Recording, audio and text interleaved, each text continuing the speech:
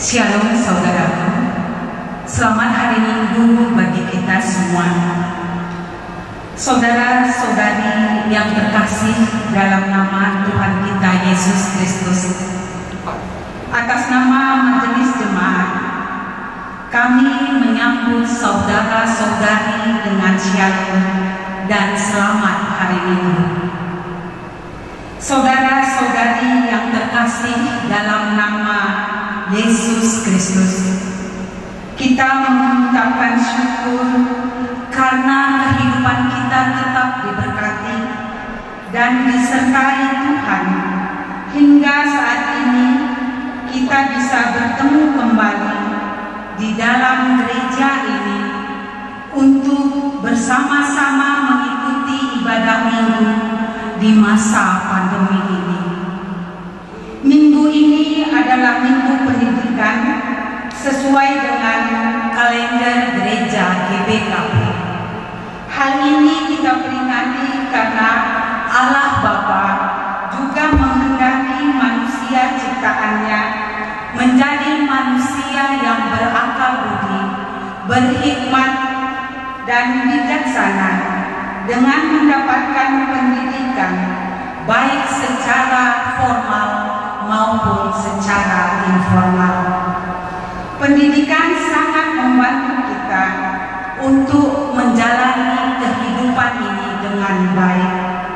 Marilah kita menyiapkan hati dan pikiran kita, dan dengan sikap hikmat kita merasakan Allah hadir di tengah kita.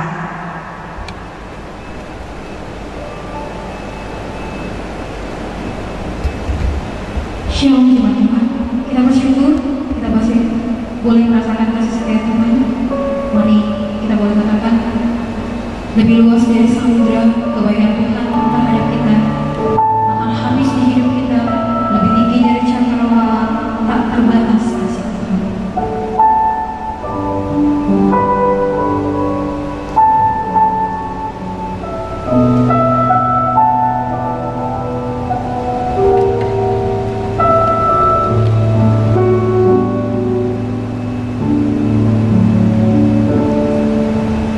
Selalu simpan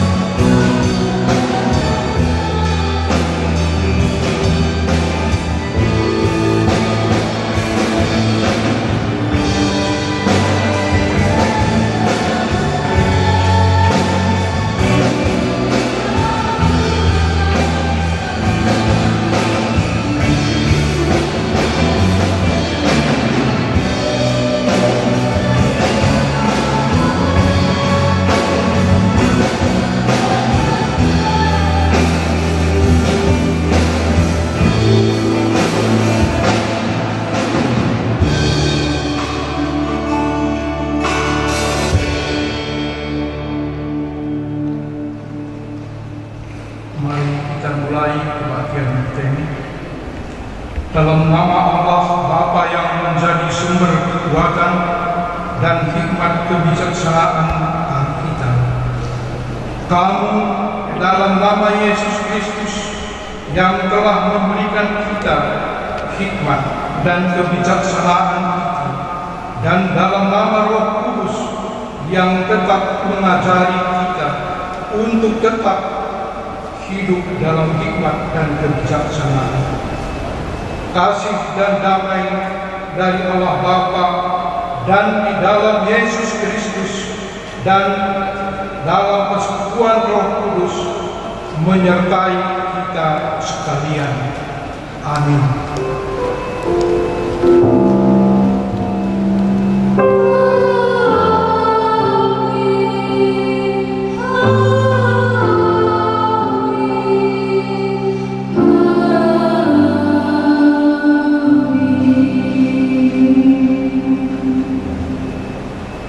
Ketika Yesus melihat orang banyak itu, naiklah ia ke atas bukit, dan setelah ia duduk, datanglah murid-muridnya kepadanya.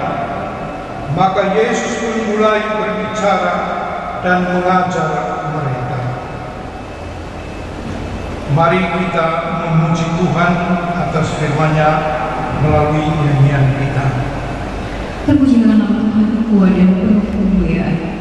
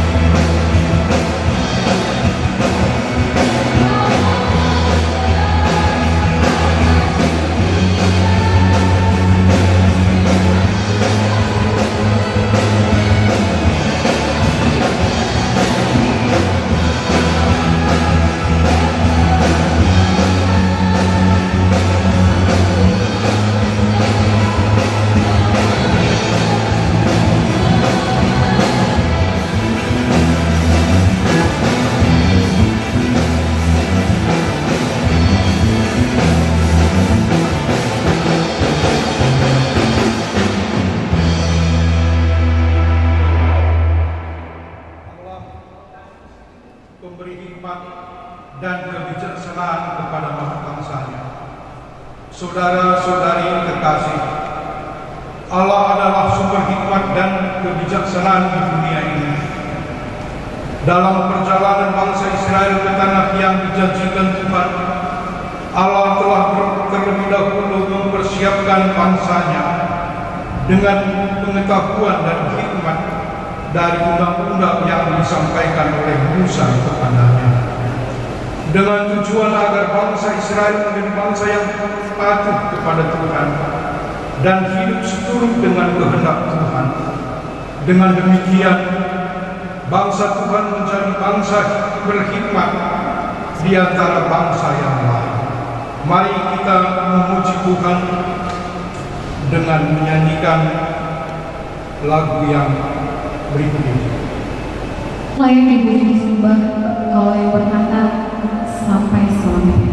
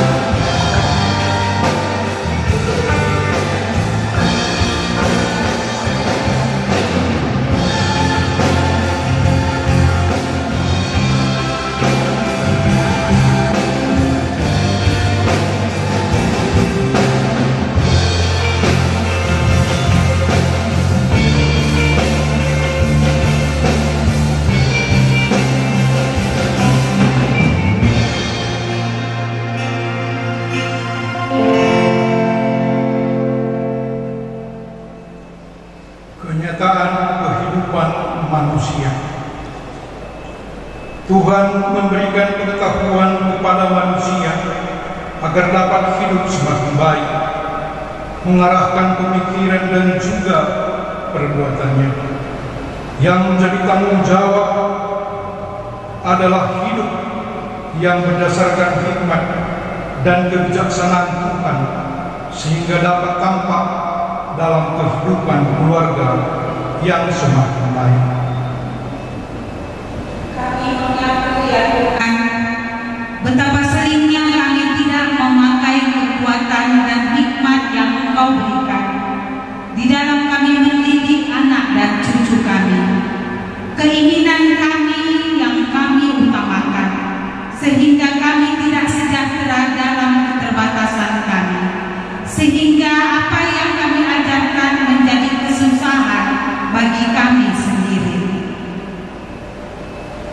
Kami mengaku ya Tuhan, kami tidak hidup dalam hikmat yang Kau berikan, sehingga kami tidak mampu mengajari dan menunjukkan hikmat Tuhan dalam rumah tangga kami.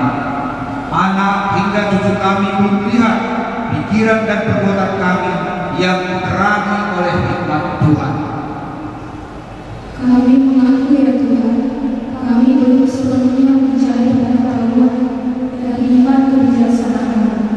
Kami terlalu sering dikuasai oleh pengetahuan yang bahkan dapat merusak kehidupan kami. Tuhan, mampukanlah kami dalam ajaran Tuhan, menjalankan yang menjadi teladan dalam kehidupan rumah tangga kami. Kita meminta kekuatan yang berasal dari Tuhan agar kita dimampukan hidup dalam hikmat-Nya. Kita bernyanyi. Hanya Engkau pribadi yang melakukan Tuhan, Yeremia bersembunyi dari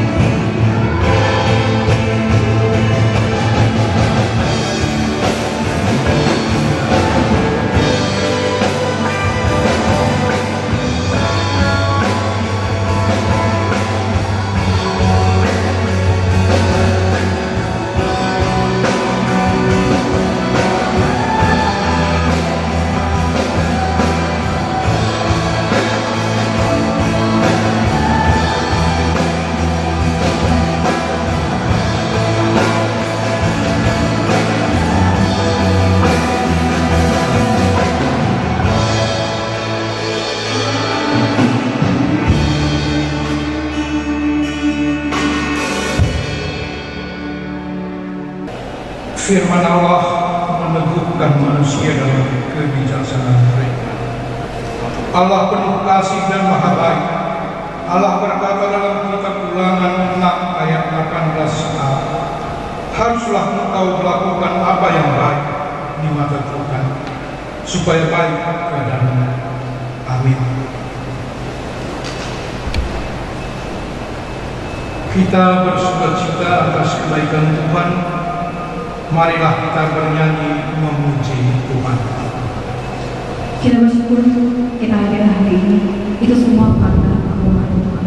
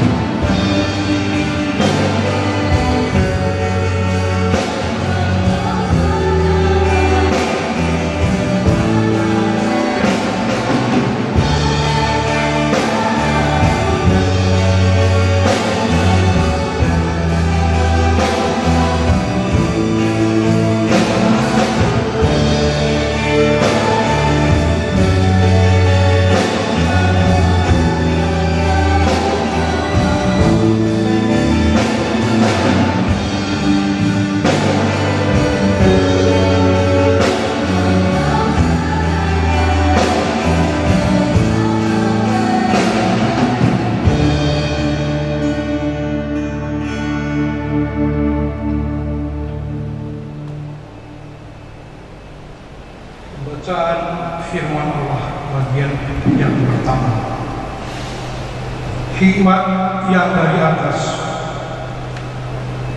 Siapakah di antara kamu yang bijak dan berbudi? Baiklah ia dengan cara hidup yang baik menyatakan perbuatannya oleh hikmat yang lahir dari kelemah lembutan. Jika kamu menaruh perasaan iri hati dan kamu mementingkan diri sendiri, janganlah kamu memegahkan diri dan janganlah berdusta melawan kebenaran.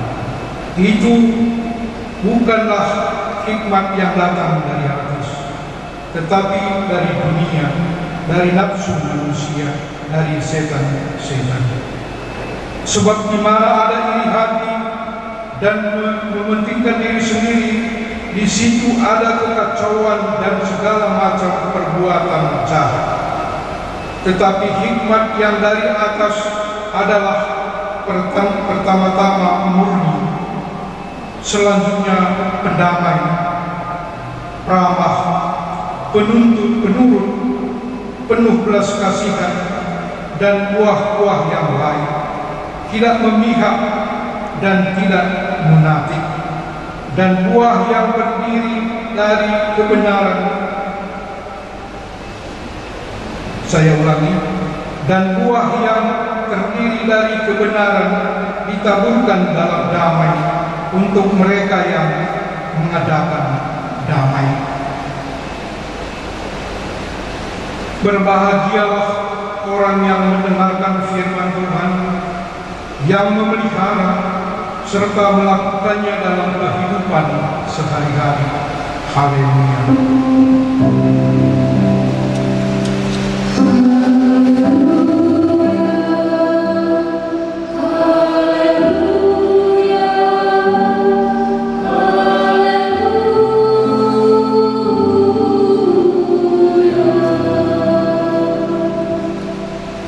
Kita mendengarkan firman Tuhan, marilah kita berdoa bersama. Damai sejahtera dari Allah yang melampaui segala akal, itulah yang memelihara hati dan pikiran kita dalam Yesus Kristus Tuhan kita. Turunlah atas kami ya Tuhan, kasih sayang dari Allah Bapa di surga dan Roh-Mu yang kudus leluasa bekerja di antara kami, menginsafkan kami akan dosa, akan kebenaran, dan akan penghakiman Allah yang telah dan akan datang. Biarlah firman Allah yang hidup, Yesus Kristus Tuhan, yang memimpin kami kepada segala kebenaran. Dalam Yesus Kristus Tuhan, kami telah berdoa dan mengucap syukur. Amin. Shalom. Nande Bapa Rastulang Senina, izinkan kami memperkenalkan diri. Kami adalah pendeta misi atau pendeta Zending Manat Singolon dan istri Guru Simatupang. Dan kami bekerja melayani Tuhan, memberitakan Injil dan menggerakkan pekabaran Injil di seluruh dunia, khususnya di Indonesia dan daerah pelayanan saya beberapa waktu yang terakhir ini adalah Sumatera Barat dan Mentawai, dan kita juga bekerja sama dengan GBKP Padang, sudah ketemu juga dengan pendeta, dengan majelis, dan kita mau menggerakkan di tempat-tempat di mana kekristenan minoritas, justru di sana orang-orang Kristen harus memancarkan terang dan menjadi teladan bagi banyak orang. Demikian perkenalan singkat, dan hari ini kami bersyukur mendapat kesempatan untuk kembali menyampaikan firman Tuhan dengan tema kelengi kepentaran atau mencintai kebijaksanaan atau mencintai hikmat yang terambil dari Amsal 4 ayat 1 sampai 9. Saya akan membacakan bagi kita sekalian. Amsal 4 ayat 1 sampai 9. Demikian firman Tuhan. Lain memberi judul nasihat untuk mencari hikmat. Dengarkanlah hai anak-anak didikan seorang ayah, dan perhatikanlah supaya engkau beroleh pengertian. Karena aku memberikan ilmu yang baik kepadamu, janganlah meninggalkan petunjukku. Karena ketika aku masih tinggal di rumah ayahku sebagai anak, lemah dan sebagai anak tunggal bagi ibuku, aku diajari ayahku. Katanya kepadaku, biarlah hatimu memegang perkataanku dan berpeganglah pada petunjuk-petunjukku, maka engkau akan hidup. Perolehlah hikmat, perolehlah pengertian. Jangan lupa dan jangan menyimpang dari perkataan mulutku. Janganlah meninggalkan hikmat itu, maka engkau akan dipeliharanya. Kasihilah dia, maka engkau akan dijaganya. Permulaan hikmat ialah perolehlah hikmat, dan dengan segala kau perolehlah pengertian. Junjunglah dia, maka engkau akan ditinggikannya. Engkau akan dijadikan terhormat apabila engkau memeluknya. Ia akan mengenakan karangan bunga yang indah di kepalamu, mahkota yang indah akan dikaruniakannya kepadamu. Sedemikian pembacaan firman Tuhan. Berbahagia kita yang percaya, yang melakukannya sampai Tuhan Yesus datang. Bapak Ibu yang terkasih, apa kabar kita hari ini di tengah masa pandemi yang semakin meningkat di seluruh Indonesia khususnya, dan di Sumatera Utara kita masih memuncak karena kita melihat begitu banyak masih rakyat kita atau jemaat kita yang kurang untuk berdisiplin, menjaga diri dan menjaga orang lain. Dan banyak kita sudah mendengar ada juga pendeta, majelis, juga jemaat yang sudah terkena. Beberapa hari yang lalu saya punya sahabat, bapak rohani saya seorang dokter, juga positif corona. Dan ini mencemaskan kita semua. Tetapi dalam kondisi dunia yang semakin sakit, dunia yang semakin rusak, dunia yang semakin rusuh, dan dunia yang semakin kehilangan kebenaran, disinilah orang-orang Kristen dipanggil Tuhan untuk hidup takut akan Allah, untuk mempergunakan hikmat dari Allah, dan untuk menjadi saksi-saksi Kristus. Bapak Ibu yang terkasih, bagaimana kondisi dunia hari ini?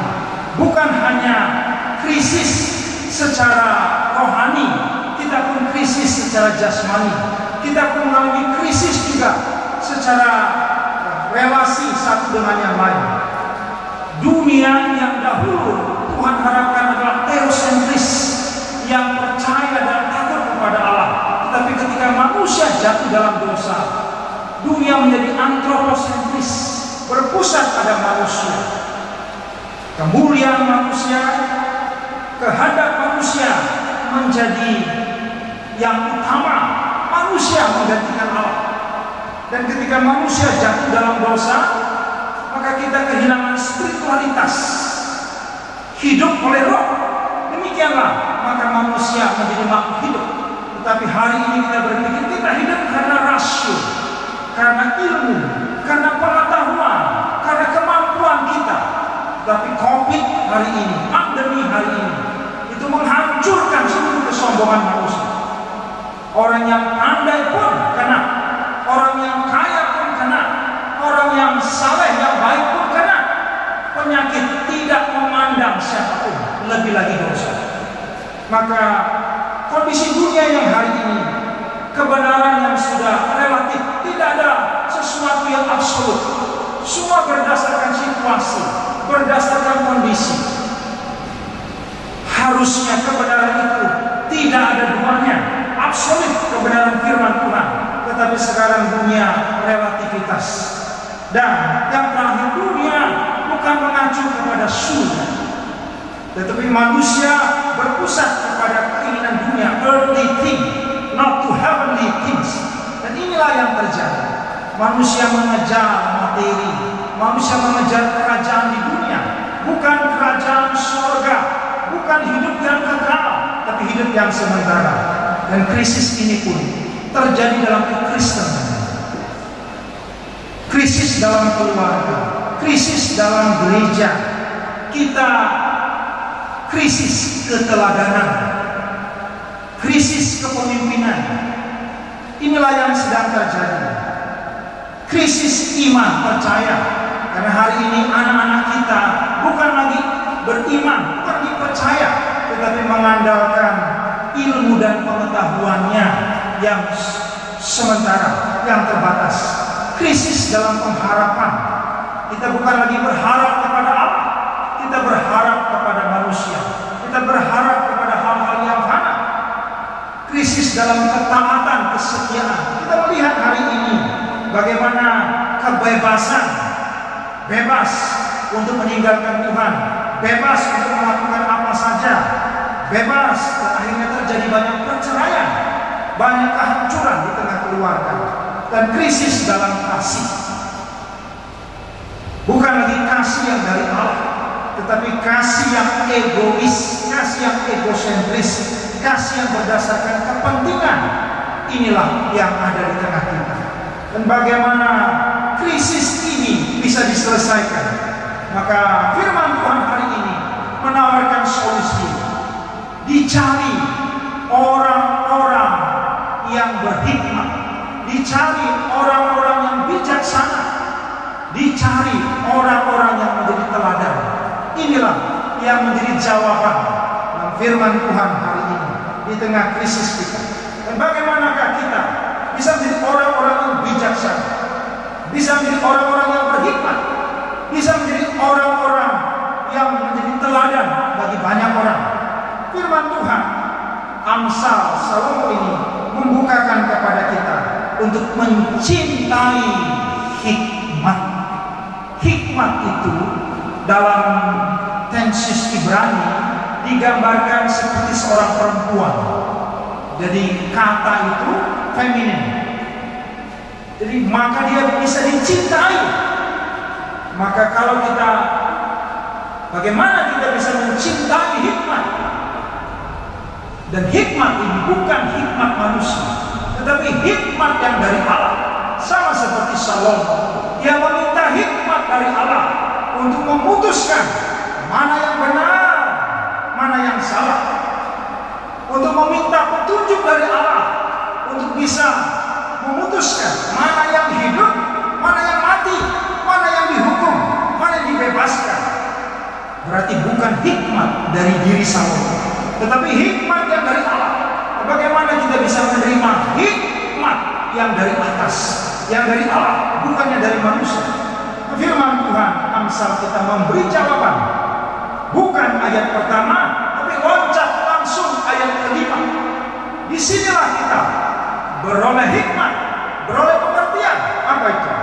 Firman Tuhan berkata, perolehlah hikmat, perolehlah pengertian. Ayat yang ke-7 dikatakan, permulaan hikmat ialah perolehlah hikmat, dan dengan segala yang kau peroleh, perolehlah pengertian. Jadi Bapak Ibu yang terkasih, bagaimana kita bisa menjadi seorang yang berhikmat? Yang pertama adalah kita mau memperoleh, meminta hikmat yang dari Allah itu, memperoleh pengertian yang dari Allah itu. Dari mana kita bisa mendapat pengertian dan hikmat itu? Nah, disinilah rahasia firman Tuhan menjawab. Kalau Salomo meminta hikmat yang dari Allah, berarti sumber hikmat adalah Allah. Berarti bagaimana memperoleh hikmat jika kita menerima hikmat yang dari Allah? Pertanyaan, siapakah hikmat yang dari Allah yang lebih besar dari hikmat yang dimiliki Salomo? Maka perjanjian baru, Paulus memberi jawaban tentang pertanyaan hikmat ini. 1 Korintus 1 ayat 20-24, saya akan bacakan. 1 Korintus 1 ayat 20-24, demikian firman Tuhan. Di manakah orang yang berhikmat? Di manakah ahli Taurat? Di manakah pembantah dari dunia ini? Bukanlah Allah telah membuat hikmat dunia ini menjadi kebodohan? Oleh karena dunia dalam hikmat Allah tidak mengenal Allah oleh hikmatnya, maka Allah berkenan menyelamatkan mereka yang percaya oleh kebodohan pemberitaan Injil. Orang-orang Yahudi menghendaki tanda dan orang-orang Yunani mencari hikmat, tetapi kami memberitakan Kristus yang disalib. Untuk orang-orang Yahudi suatu batu sandungan, dan untuk orang-orang bukan Yahudi satu kebodohan. Tetapi untuk mereka yang dipanggil, baik orang Yahudi maupun orang bukan Yahudi, Kristus adalah kekuatan Allah dan hikmat Allah. Inilah rahasianya. Jadi Kristus adalah hikmat dan kekuatan Allah. Kenapa?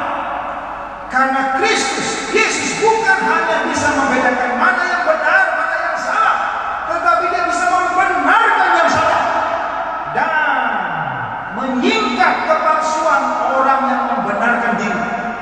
Yesus bukan hanya memutuskan siapa yang hidup, siapa yang mati, tetapi Yesus sanggup membangkitkan orang mati.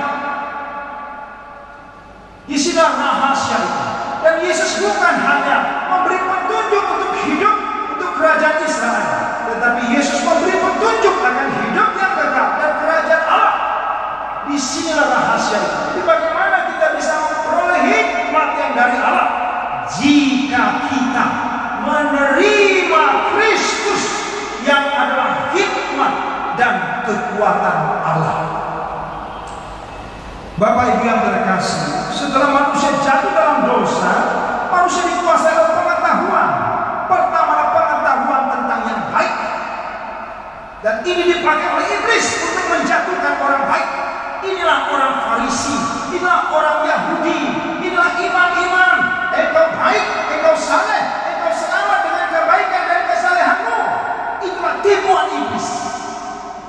Sesungguhnya orang itu binasa jika mengandalkan pengetahuan akan kebaikannya, karena dia menggantikan Allah dengan dirinya. Karena hanya Allah yang baik, tidak ada seorang pun manusia yang baik. Yesus berkata, mengapa kau katakan aku baik? Hanya Allah yang baik, tidak ada manusia yang baik. Roma pasal 3 berkata, tidak seorang pun yang baik, seorang pun tidak. Manusia setelah jatuh dalam dosa memakai pengetahuan tentang kebaikan itu bisa mencapai Allah dan dia kata. Dan yang kedua adalah pengetahuan tentang yang jahat. Iblis pakai ini. Kau orang jahat, kau orang berdosa, kau tidak pantas diselamatkan. Allah tidak mungkin mengampunimu. Dosamu sudah begitu parah, merah, hitam, tidak mungkin ada pengampunan. Maka dia binasa dalam dosanya. Ini terjadi pada Judas. Dia dihakimi oleh iblis. Dia tidak percaya kepada Allah yang sanggup mengampuni dosa. Di pengetahuan ini dipakai oleh iblis untuk menjatuhkan orang baik dan untuk menyesatkan orang-orang jahat. Dan bagaimana hikmat Kristus ini bisa kita terima? Satu contoh, Bapak Ibu, tentu kita pernah mendengar seorang perempuan yang tertangkap basah berzina. Orang-orang Farisi, ahli Taurat, yang merasa dirinya benar, merasa dirinya baik, lalu kemudian menyeret perempuan ini. Tidak ada namanya, saya beri nama dia Butet Borusimbolon. Perempuan yang diseret di hadapan Yesus waktu Yesus mengajar.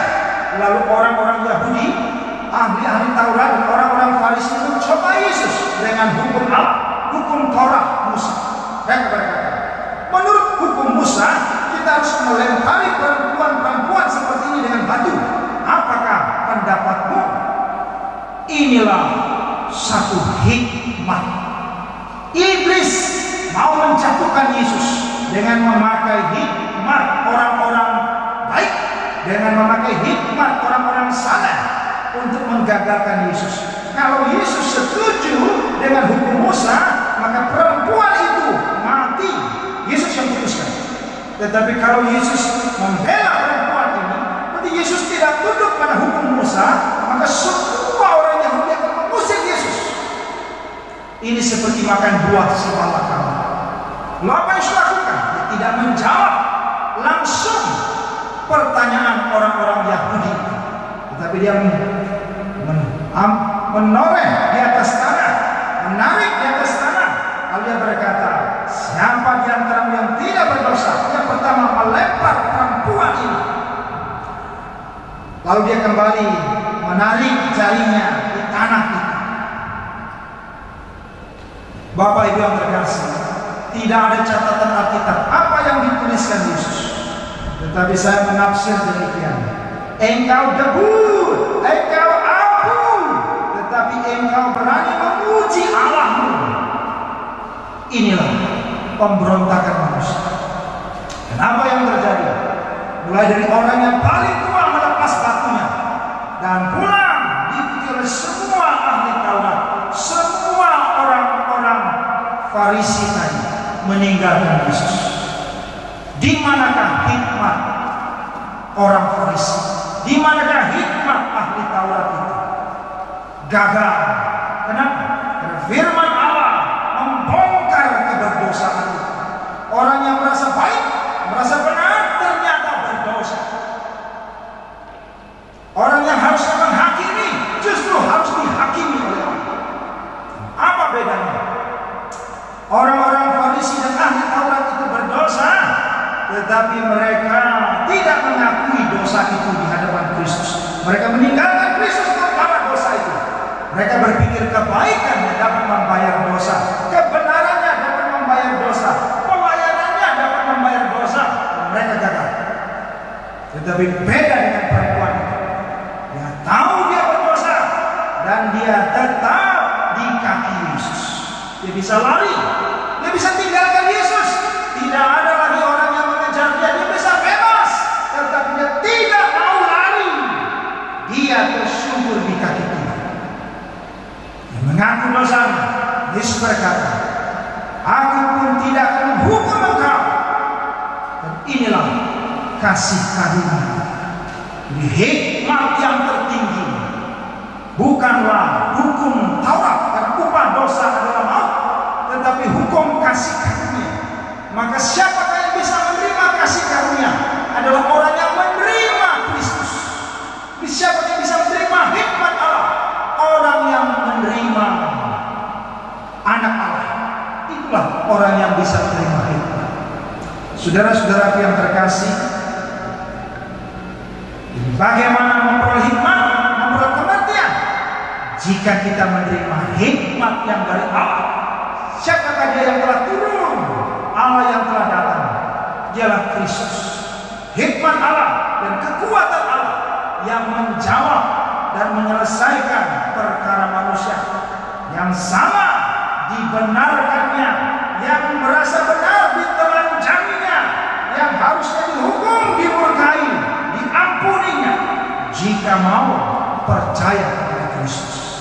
Saudara-saudara yang terkasih, yang kedua, bagaimanakah kita bisa sungguh mencintai hikmat itu?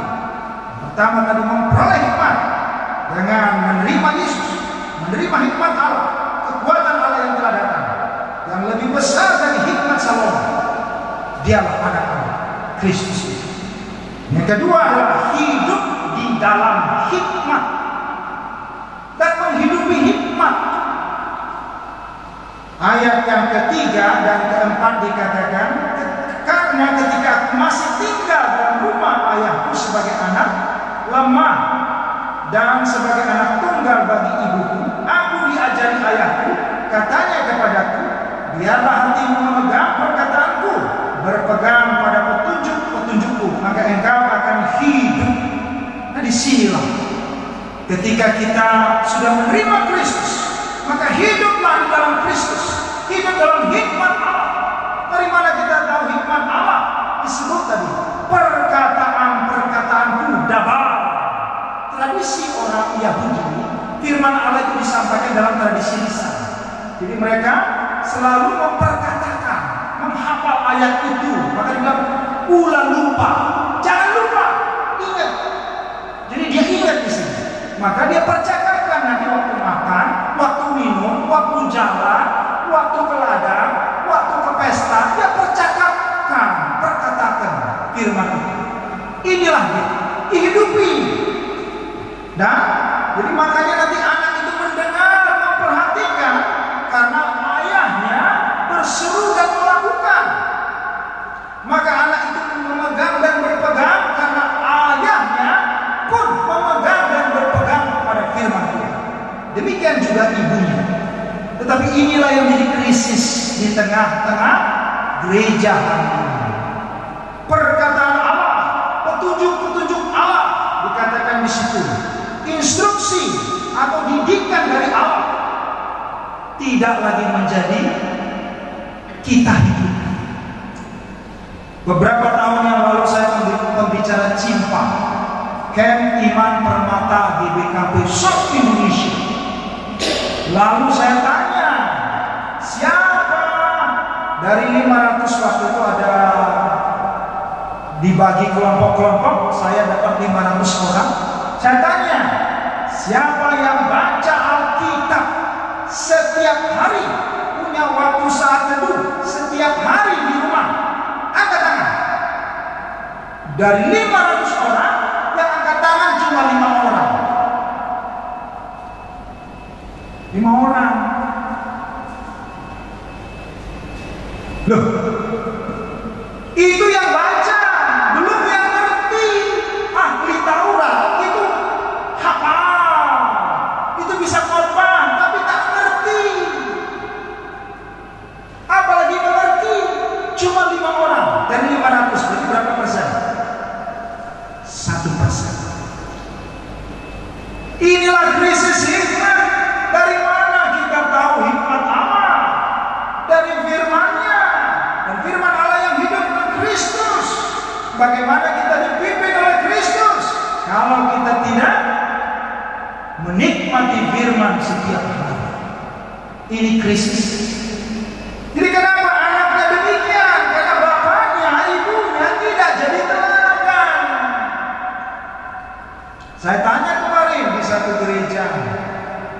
Ande Bapa, ras kurang senina, yang baca Alkitab setiap hari, angkat tangan. Kalau anaknya tadi 5, kurang dari 5. Inilah krisis kita. No Bible, no believers. Tidak ada firman Alkitab, tidak ada orang percaya. Orang percaya itu lahir dari firman. Iman itu timbul dari firman. Ini krisis kita. Orang sana, seberang sana, anak Ismail itu selesai baca kitab sucinya baru khatam. Khatam itu selesai baca kitab suci. Dirayakan. Kita tidak pernah merayakan anak kita baca kitab suci. Bahkan mungkin jadi majelis, jadi pertua pun tak pernah selesai baca kitab. Apalagi mengerti, apalagi melakukan, apalagi memberitakan. Inilah krisis terbesar gereja hari ini. Tidak mencintai Alkitab. Betul? Bagaimana di sini? Pemusik. Berapa yang baca Alkitab setiap hari? Pemusik dulu, belum song leader. Angkat tangan. Baca Alkitab setiap hari. Wah, tidak ada. Bagaimana kita ini, Pak? Ngapain mulai di belakang? Kalau hidup kita tidak berdasarkan firman Allah. Pagi-pagi kami saat teduh dengan istri, anak saya berdua, kelas 5 dengan SMP kelas 2, abangnya sudah pimpin adiknya ganti-gantian. Adiknya pimpin abangnya ganti-gantian tiap pagi. Malam kami baca Alkitab bersama, ibadah malam bersama. Jadi mereka sudah mandiri, nggak ada kami pun saat teduh. Tak ada kami malam, mereka sudah doa bersama. Itu SD. Kenapa? Dari awal dia mencintai firman Tuhan, maka besar dia tidak akan melawan Tuhan. Amin. Apa yang kita tabur kita tuai. Siapa yang menabur dalam daging menuai kebinasaan. Kalau kita kasih yang daging, materi, anak kita mencari daging dan materi. Tapi kalau kita menabur dalam roh dan kebenaran, kita mencari Allah, mencari kebenaran Tuhan. Amin. Dan ini sudah terjadi. Jadi jangan kita di sini bersandiwara. Sepertinya rohani pada rohana. Kebanyakan sekarang orang bersandiwara. Makanya gitu menikah cerai. Kenapa? Sandiwara. Maka Paulus menuliskan kepada anak rohaninya Timotius, 2 Timotius 3:15-16, demikian firman Tuhan. Ingatlah juga bahwa dari kecil engkau sudah mengenal kitab suci yang dapat memberi hikmat kepadamu dan menuntun engkau kepada keselamatan oleh iman kepada Kristus Yesus. Segala tulisan yang diilhamkan Allah memang bermanfaat untuk mengajar, untuk menyatakan kesalahan, untuk memperbaiki kelakuan, dan untuk mendidik orang dalam kebenaran. Mengajar, menyatakan kesalahan, memperbaiki kelakuan, dan mendidik orang dalam kebenaran. Amin. Inilah yang harusnya terjadi. Ada pembaharuan hidup yang semakin menyerupai Kristus. Ada pembaharuan hidup yang semakin hidup dalam firman. Inilah Kristen yang sejati. Jadi kekristenan bukan soal pelayanan di mimbar ini, tapi kekristenan sejati adalah soal kehidupan kita setiap hari. Ibadah itu bukan hanya waktu di gereja. Ebed, abad, aboda. Ebed itu hamba, abad itu bekerja, aboda itu ibadah. Ini satu rukun kata. Hamba bekerja dan mempersembahkan diri dan pekerjaannya di hadapan Allah. Itulah hamba yang benar. Bukan hanya persembahannya. Dirinya rusak parah, pezina, pelacur. Berpikir Allah dapat ditipu dengan persembahan. No. Allah menolak Kain dan persembahannya. Dua ditolak. Orangnya dan persembahannya. Tidak bisa setengah-setengah. Tidak bisa mulutnya, tapi hatinya lain. Tidak bisa hanya tangannya, tapi kakinya lain. Tidak bisa. Totalitas. Apakah engkau pemuda mau mencintai seorang anak gadis hanya kaki dan tangannya? Tak ikut hatinya dan jiwanya.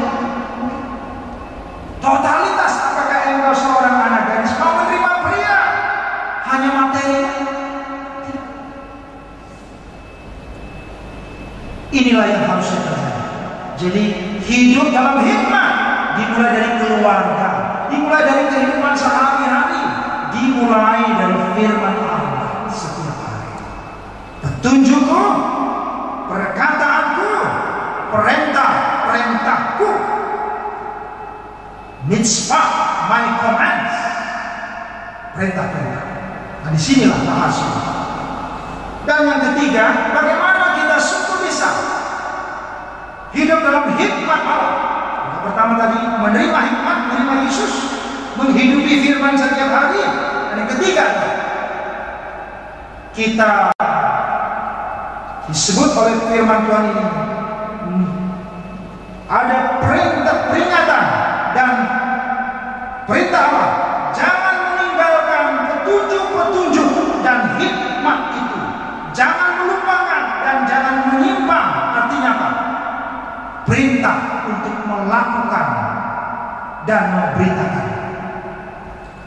Ketika kita percaya menerima Yesus, taat setiap hari, maka tugas kita juga untuk melakukan dan memberitakannya kepada orang lain, bukan hanya untuk diri sendiri. Dua jadi satu, bukan untuk diri sendiri, tapi jadi berkat bagi dunia. Penuhilah bumi, berkuasa. Tugas Adam dan Hawa bukan untuk dirinya, tapi untuk menjadi pemimpin, untuk melayani dan untuk memberkati dunia ini. Sama seperti keluarga kita. Jadi tugas ini bagaimana bisa dijalankan dengan baik.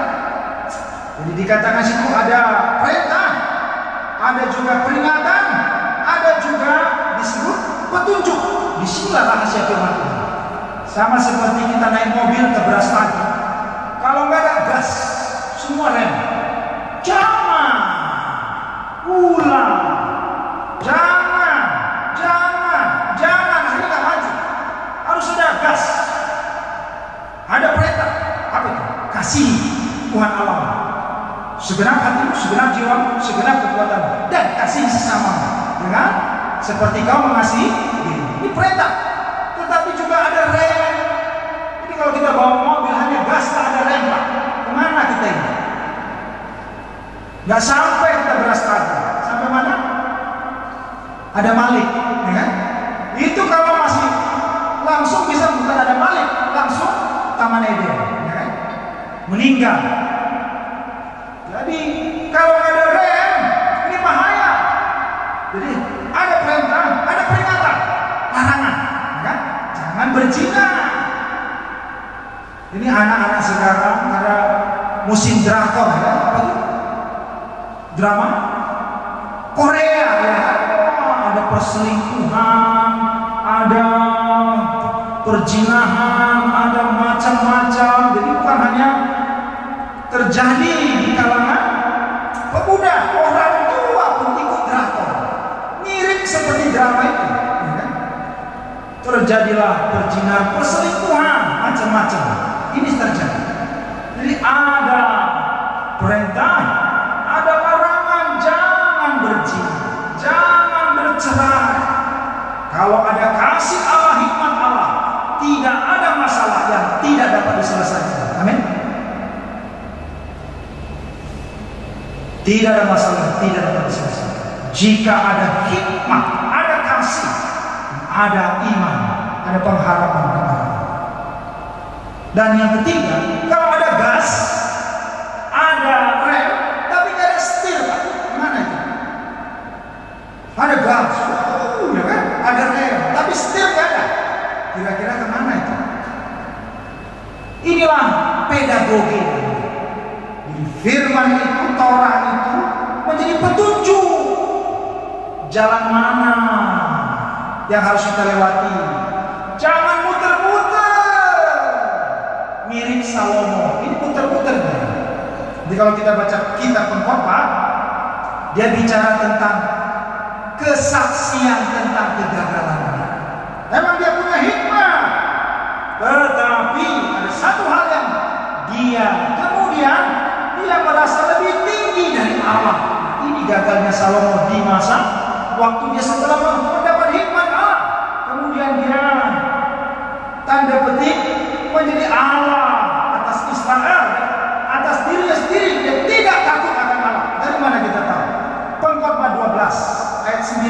13:14. Demikian firman Tuhan. Selain pengkhotbah berhikmat, ia mengajarkan juga kepada umat itu pengetahuan. Ia menimbang, menguji dan menyusun banyak amsal. Ayat yang ke-13 berkata, akhir kata dari segala yang didengar ialah takutlah akan Allah dan berpeganglah pada perintah-perintahnya, karena ini adalah kewajiban setiap orang. Ayat 14, karena Allah akan membawa setiap perbuatan ke pengadilan yang berlaku atas segala sesuatu yang tersembunyi, entah itu baik, entah itu jahat. Bapak Ibu yang terkasih, jikalau benar kita anak Allah, pasti akan bersaksi. Tapi ada dua kesaksian. Apa itu kesaksian? Yang pertama, kesaksian kegagalan. Nanti ketemu suami istri cerai-ceraian, datang masih anak gadis. Dia berkata sama adiknya, ulah kau tiru aku. Jangan kau tiru aku. Jangan kau tiru aku. Sudah TBC-an baru berhenti merokok. Ya kan Pak? Sudah bocor ginjal, gagal ginjal baru berhenti minum. Sudah stroke baru bilang atur makan. Ya kan? Sudah mau mati baru bilang aku mau jadi petua.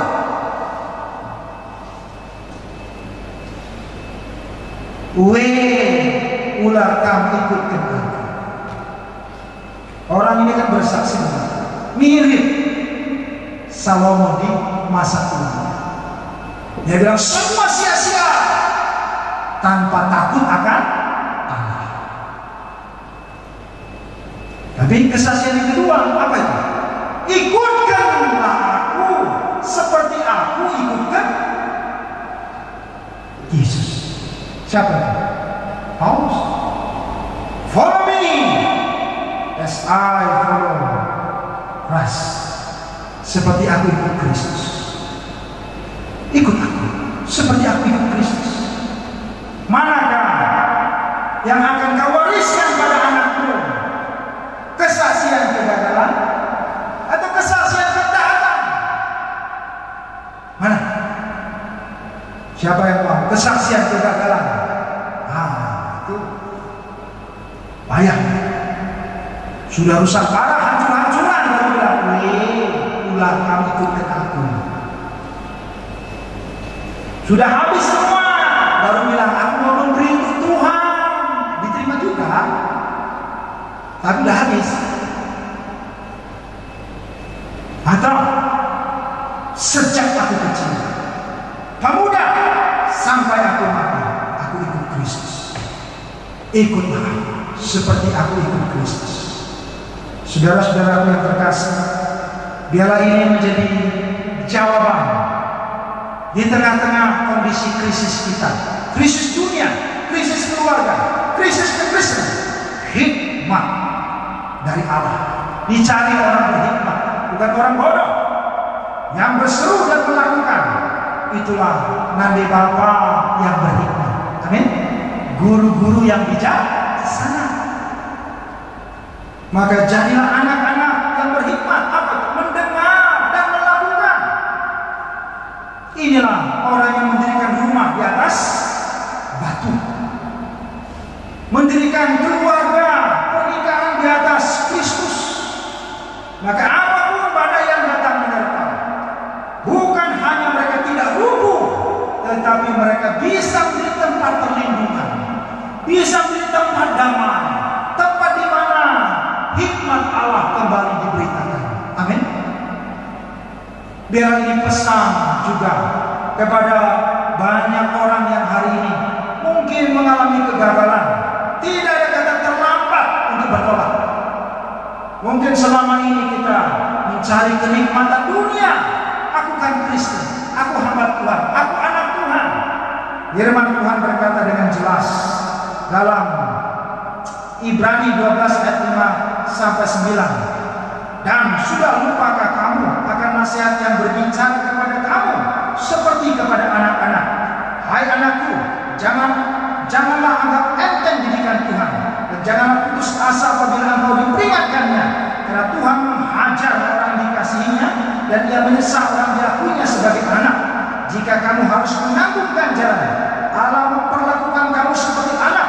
Di manakah terdapat anak yang tidak dihajar oleh ayahnya? Tetapi jika kamu bebas dari ganjaran yang harus diderita setiap orang, maka kamu bukanlah anak, tetapi anak-anak gampangan. Selanjutnya, dari ayat kita yang sebenarnya kita beroleh ganjaran dan mereka kita hormati. Kalau demikian, bukankah kita harus lebih taat kepada Allah, kepada Bapa segala roh, supaya kita beroleh hidup? Jadi biarlah firman Tuhan hari ini mengingatkan kita kembali bahwa Allah mendidik, Allah memperingatkan, Allah menghajar, dan Allah menyesal mencambuk anaknya. Karena itulah takutlah akan Allah. Biarlah kita taat dan setia, bukan karena takut pada hukuman, bukan lagi takut kepada kebinasaan, tetapi kita taat kepada Allah karena kasih, karena cinta, dan karena kesetiaan Allah yang telah kita terima. Bapak setia kepada istri bukan karena takut spilis, bukan karena takut HIV, bukan karena takut ditangkap polisi atau dikejar-kejar mertua pakai parang, tapi karena takut dan cinta kepada Allah. Begitu juga anak-anak, pemuda, permata, kita cinta Tuhan, takut akan Tuhan, bukan karena kita takut akan hukuman dibuang ke neraka, tapi karena Kristus telah menebus kita, memberikan nyawanya, memberikan hidupnya, dan memberikan kepada kita penyertaan sampai akhir zaman. Inilah doa syukur kita. Biarlah ini menjadi pesan bagi kita: mencintai hikmat, mencintai firman, mencintai Kristus, memberitakan dan menyaksikannya sampai Dia datang. Amin. Mari kita berdoa. Terima kasih Tuhan, kami sudah mendengar firman tentang hikmat yang dari atas, hikmat yang dari Allah, dan Tuhan menghendaki kami supaya kami mencintai hikmat itu, memeluknya dan memegangnya, dan sungguh hidup di dalamnya. Terima kasih, oleh karena Kristus kami menerima hikmat dan kekuatan Allah yang membenarkan kami orang berdosa, yang menghidupkan kami yang mati, dan memberikan kepada kami hak waris kerajaan Allah yang kekal di surga. Terima kasih, kami boleh hidup dalam hikmat Allah, firman Allah yang hidup setiap hari. Itu kami sungguh-sungguh Tuhan berseru, mendengar dan melakukannya di sepanjang hidup. Dan oleh hikmat Allah, Tuhan memerintahkan kami untuk tidak meninggalkan, tidak menyimpang, tidak lupa kepada hikmat, kepada firman Allah, kepada Allah itu sendiri. Kami, Engkau panggil Tuhan untuk membawa hikmat Allah, memberitakan hikmat Allah kepada banyak orang yang bodoh, yang dibodoh-bodohi oleh dunia ini, yang ditawan oleh hikmat manusia, yang ditawan oleh hikmat iblis, supaya bertobat, tidak lagi mengandalkan kebaikan, kebenaran manusia, tetapi kebaikan dan kebenaran Allah. Tidak lagi mengandalkan pengetahuan manusia, tetapi mengandalkan kebenaran Allah yang adalah satu-satunya. Terima kasih untuk firman, terima kasih untuk setiap kami. Pada akhirnya akan memberi kesaksian, bukan kesaksian ketidaktaatan seperti Salomo di masa tuanya, tetapi kesaksian ketaatan, kesaksian kami menghidupi firman Tuhan dan memberitakannya sampai Tuhan Yesus datang. Inilah doa kami dalam Yesus Kristus Tuhan. Kami telah berdoa dan mengucap syukur. Amin. Bersama dengan orang-orang percaya di segala zaman dan di segala tempat, kita akan mengakukan pengakuan iman. Jemaat, mari kita bangkit berdiri bersama-sama, kita menyatakan, aku percaya kepada Allah Bapa yang Maha Kuasa, Khalik langit dan bumi, dan kepada Yesus Kristus Anak Allah yang tunggal, Tuhan kita, yang dikandung daripada Roh Kudus, lahir dari anak darah Maria, yang menderita di bawah pemerintahan Pontius Pilatus, disalibkan, mati dan dikuburkan, turun ke dalam kerajaan maut, pada hari yang ketiga bangkit pula dari antara orang mati, naik ke sorga, duduk di sebelah kanan Allah Bapa yang Maha Kuasa, dan akan datang dari sana untuk menghakimi orang yang hidup dan yang mati. Aku percaya kepada Roh Kudus, Gereja yang kudus dan am, persekutuan orang kudus, pengampunan dosa, kebangkitan batin, dan hidup yang kekal. Amin. Jemaat duduk kembali. Saat ini diberikan kesempatan kepada kita untuk memberikan persembahan kita yang terbaik kepada Tuhan, yang jadi dasar firman Tuhan dalam kita memberikan persembahan terambil dari Filipi 4 ayat 19. Demikian firman Allah, Allahku akan memenuhi segala keperluanmu menurut kekayaan dan kemuliaannya dalam Kristus Yesus. Amin. Kita mengumpulkan persembahan dan memuji Tuhan. Mari kita menjadikan simpul persembahan.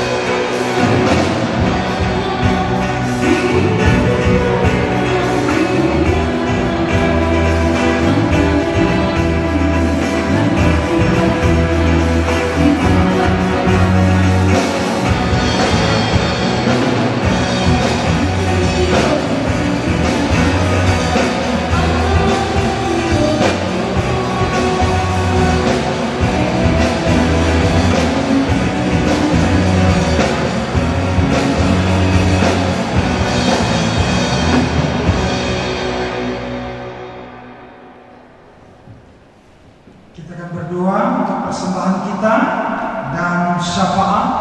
Mari kita berdoa. Tuhan Yesus, terima kasih Engkau telah mempersembahkan diri. Waktu kami lemah, waktu kami berdosa, waktu kami seteru Allah dan durhaka, Engkau telah membenarkan kami dan menyelamatkan kami. Besarlah anugerah-Mu Tuhan. Engkau mengalahkan hikmat iblis dan hikmat manusia dengan hikmat yang dari Allah. Hukuman Engkau jatuhkan kepada anak-Mu yang tunggal. Oleh karena kasih yang sempurna, maka hukuman dan murka Allah digenapi. Setiap yang percaya beroleh keselamatan.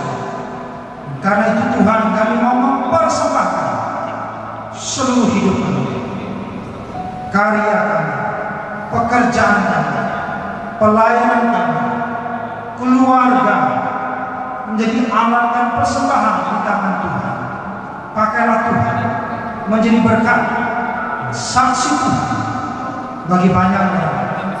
Kami berdoa untuk Nandi Bapak Raskuran Seni yang mengalami kelemahan, sakit penyakit, pergumulan dan permasalahan. Biar kami meminta hikmat yang dari Allah, kekuatan yang dari Allah. Kristus sendiri ada di dalam kami. Immanuel, Allah yang beserta kami, Allah yang menanggung, memberi kekuatan dan memberi jalan keluar kepada kami. Kristuslah jawaban atas segala pergumulan dan masalah kami. Dan kami berdoa Tuhan untuk anak-anak kami, permata, remaja, pemuda, sekolah minggu yang sudah menerima hasil ujian, akan melanjutkan masa depan cita-cita. Tuhan membukakan jalan di dalam takut akan Tuhan, membukakan jalan dalam kebenaran Tuhan, supaya anak-anak kami pun sungguh mengandalkan Tuhan, berharap kepada Tuhan. Tuhan memimpin masa depan mereka dan memakai mereka sebagai hamba-hamba-Mu, sebagai saksi-saksi dimanapun, sekolah, universitas, pekerjaan, Tuhan boleh tempatkan. Dan kami juga berdoa, Tuhan, banyak orang yang belum mengenal Tuhan, yang belum menerima hikmat yang dari Allah, keselamatan, penebusan, hidup yang kekal dalam Kristus. Kami berdoa, Tuhan, Roh-Mu yang kudus bekerja dan menggerakkan kami juga menjadi saksi dan pemberita hikmat Allah yang menyelamatkan, hikmat Allah yang mengampuni, hikmat Allah yang memberikan hidup yang kekal. Terima kasih Tuhan.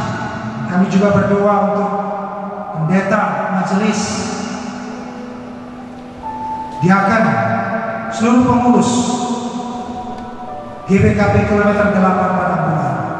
Tuhan memberkati kami, Tuhan, untuk kuat di dalam Tuhan, di dalam iman, dalam pengharapan, dalam kasih yang nyata kepada banyak orang, sehingga jemaat-Mu berkata, benarlah mereka adalah teladan-teladan, orang-orang yang bijaksana.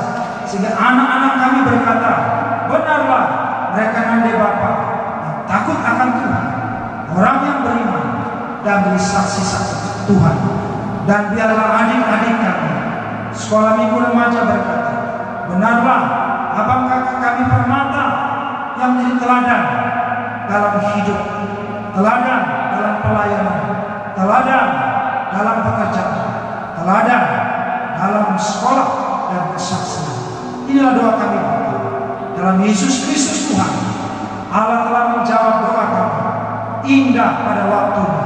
Allah telah menyempurnakannya seturut dengan kehendak-Mu, karena kehendak-Mu lebih tinggi dari doa dan seruan kami. Dalam Yesus Kristus Tuhan kami telah berdoa dan bersyukur. Amin. Kita akan menyatakan respon kita kepada firman Tuhan. Jemaat hampir berdiri. Saudara-saudari terkasih, kita telah menerima hikmat dan kebijaksanaan yang berasal dari Tuhan. Marilah kita pakaikan dalam kehidupan kita, dan kita bertanggung jawab untuk mengajarkannya kepada anak-anak dan cucu kita. Bagaimana janji kita kepada Tuhan? Kami berjanji ya Tuhan, tetap hidup dalam hikmat dan kebijaksanaan-Mu, yang menjadi kekuatan kami menyampaikannya kepada anak dan cucu kami. Kami berjanji ya Tuhan, tetap hidup dalam kebijaksanaan-Mu, sehingga kami dimampukan untuk menyampaikannya dan menunjukkan teladan dalam kehidupan rumah tangga kami. Kami berjanji ya Tuhan, menerima pengajaran dan berdasarkan hikmat dan kebijaksanaan. Mari kita teguhkan tekad kita bersama dengan nyanyian. Janji Tuhan terukir dalam kehidupan kita. Mari kita boleh serahkan segala sesuatunya hanya kepada Tuhan.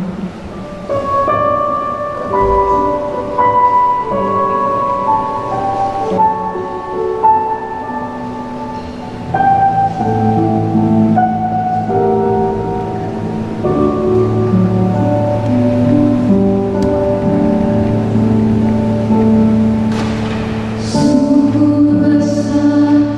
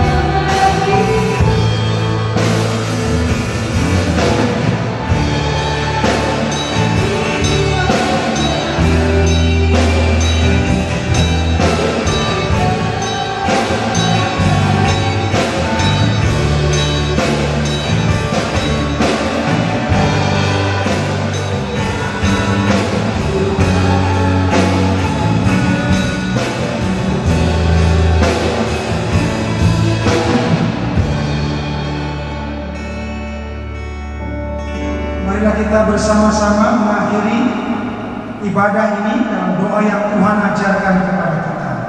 Mari kita berdoa.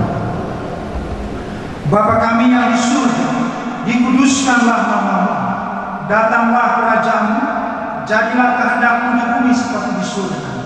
Berikanlah kami pada hari ini makanan kami yang secukupnya, dan ampunlah kami seperti kami juga mengampuni orang yang bersalah kepada kami. Dan janganlah membawa kami ke dalam pencobaan, tapi lepaskanlah kami daripada yang jahat. Karena Engkau yang punya kerajaan dan kuasa dan kemuliaan sampai selama-lamanya. Amin. Arahkanlah hatimu kepada Tuhan dan terimalah berkat Allah. Allah yang telah memanggil kita ke hadirat kemuliaan-Nya yang kekal dalam Yesus Kristus. Dia yang menjadikan kita kuat dan teguh. Bagi Dialah kemuliaan dari sekarang sampai selama-lamanya. Amin.